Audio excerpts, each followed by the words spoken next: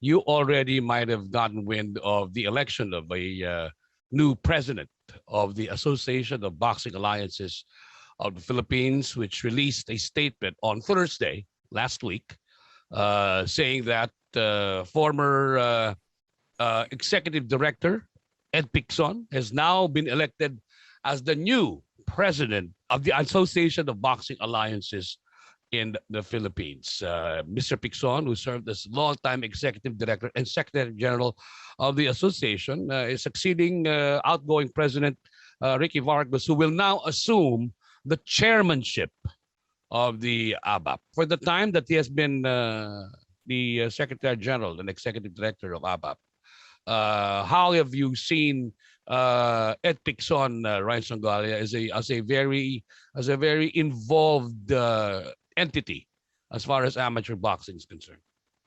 First things first, I think a lot of people would be surprised to find out that Ed Picson hasn't always been the president, because he's always been out there. He's the guy who, as you said, is hands-on. He is very invested, not just professionally, but emotionally in the development of the fighters. He's really overseen the ABAP program going to another level.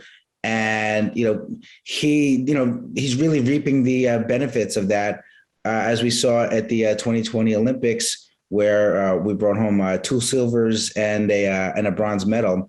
It was our greatest medal haul ever.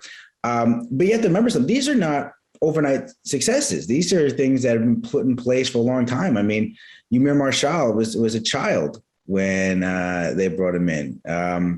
Nesty Petaccio, she's been around for so many years. Mm-hmm. And right now is when all these things are coming to fruition. So, Ed Picson is obviously the most natural person to pick to be put into this position of authority at ABAP. Also included in this particular news item, ladies and gentlemen, from the ABAP, there is this item as well that says that Deputy Speaker Robbie Puno and former Congressman Raul Daza also assumed the positions of Vice President and Vice Chairman, respectively. Ryan, the reason why I mentioned that was I want to get your opinion as to politicians in the Philippines dipping their hands into organizations such as the ABAP and many other sports, many other NSAs in general. How do you feel about this? Well, one thing, if I'm going to look at it's hard to consider a devil's advocate if I'm going to say something nice, but it's one thing I think that they can do, and where I would judge their success in those positions is whether they can help get ABAP a bigger budget, right? So they have these connections. They're effectively, I guess, lobbyists at this point, in some ways. If they can do that, then cool, right? Because the ABAP success depends on being able to get these international training camps, as ABAP has done, being able to get the boxers their stipends. There have been times where the boxers, not during Picson's time, but before that, I remember hearing Gretchen Abanyel telling me about when she was on the national team that they didn't have money to go get on the jeepney, to go around town when they were in Baguio. I think that's where these politicians can be effective. Otherwise, avoid politicizing sporting events in terms of, I'm going to try and put my hands in this soup to take credit for something. Ed Picson's been doing a great job. There is no one who would be better at this position in the Philippines than him. Stay out of his way and just try to build off the success. But you already know how it is. Politicians, former politicians.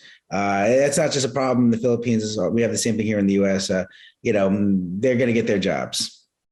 Well, Mr. Ed Picson will now be given the task as well, Ryan, to appoint the successors for the Secretary General and the Treasurer posts of the association and of the association. And as a last take on this, before we move on to our next segment, I truly believe, and I agree with you that Mr. Picson is really the best man for the job. But I will leave our audience is this.